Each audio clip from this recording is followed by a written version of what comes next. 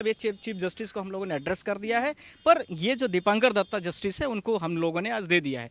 हमारे सिर्फ दो, अब मैं आपको आपके सामने इसको दिए भी दे रहा हूँ, ठीक है, आप स्क्रीनशॉट भी ले। हमारे 4 कंसर्न है। देखिए, दीपांकर दत्ता ऑनरेबल जस्टिस है, हमने मान लिया, हम लोग रोज जाते हैं कोर्ट में और हम लोगों को बड़ा रिगार्ड भी करते हैं, उसका हम सम्मान भी करते हैं, पर उन्होंने जो फैक्ट को हाईलाइट किया राहुल गांधी को लेकर के। सर, राहुल गांधी को लेकर सुप्रीम कोर्ट के जस्टिस दीपांकर दत्ता की बेंच की तरफ से एक स्टेटमेंट आया कि राहुल गांधी सिर्फ बोल देते हैं, उनके पास कोई सबूत नहीं होता। अब तो राहुल गांधी सबूत भी लेकर आ गए। देखिए, मैंने सबूत नहीं, मैं भी आपके साथ सबूत दे रहा हूँ, पेश कर रहा हूँ, ये देख लीजिए सबूत मेरे पास भी है। हम लोगों ने आज चीफ जस्टिस के सामने लेटर लिख के उनको दे दिया है।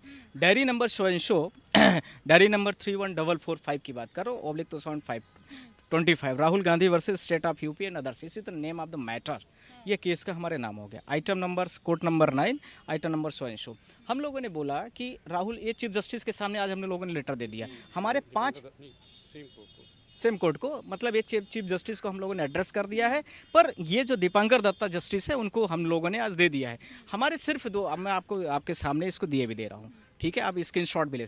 हमारे 4 कंसर्न है। देखिए, दीपांकर दत्ता ऑनरेबल जस्टिस है, हमने मान लिया, हम लोग रोज जाते हैं कोर्ट में और हम लोगों को बड़ा रिगार्ड भी करते हैं, उसका हम सम्मान भी करते हैं, पर उन्होंने जो फैक्ट को हाईलाइट किया राहुल गांधी को लेकर के, हमने उनसे 4 सवाल पूछे। पहला, जैसे राहुल जी ने बोला कि 2000 किलोमीटर चाइना ने हमारी लैंड को ऑक्यूपाइड कर लिया है। ठीक है, आप एक जस्टिस हो, हम लोग लॉयर हैं, हम लोग यदि कोई भी फैक्ट लेके नहीं आते हैं, बिना एविडेंस के आप बात नहीं करते, आप सबूत के बिना बात नहीं करते, ठीक है, उन्होंने बोला था तो आप क्रॉस वेरीफाइड करा लेते। सेटेलाइट इमेज आजकल ऐसी है कि मैं यहाँ खड़ा हूँ तो मेरे रीवा जिला की पूरी कहाँ कहाँ बाढ़ क्षेत्र आया है, डूब क्षेत्र, पूरा इमेज आप 1 सेकंड में दे सकते हो। पहला पॉइंट आप चेक करा सकते थे।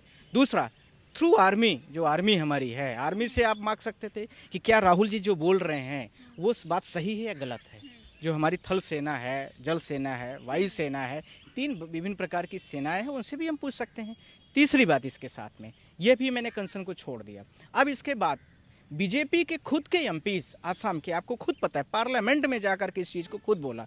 इसके साथ में चौथी बात, बहुत सारे पब्लिक डोमेन में आसाम वगैरह में और जो वहाँ पर अभी मणिपुर वगैरह में चुनाव हो रहा है, वहाँ पर यही बातें रिपीट की जा रही हैं कि चाइना ने हमारे लैंड को एक्वायर कर लिया है। अब आपको किसी चीज़ को बिना फैक्ट के वेरीफाइड करना है, कुछ भी अपने मनमाना बोल देना है। ऐसे आपने वीर सावरकर वाले मुद्दे पर आपने बोला था, आप सबको पता है कि आपने बोला कि शहादत का ये विषय है, वो विषय है, तिवारी जी अभी बताएंगे, आपको काफ़ी इनको डिप्थ में नॉलेज है।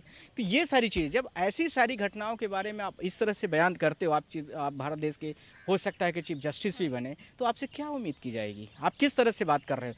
हमारा मैटर तो सिर्फ मानहानि का था, आपको मानहानि मुझसे बात करनी चाहिए थी। आपको ये कहना कि आपने देश के लिए जो बोल रहे हैं, आप तो सच्चे नागरिक ही नहीं हो सकते, ये क्या है?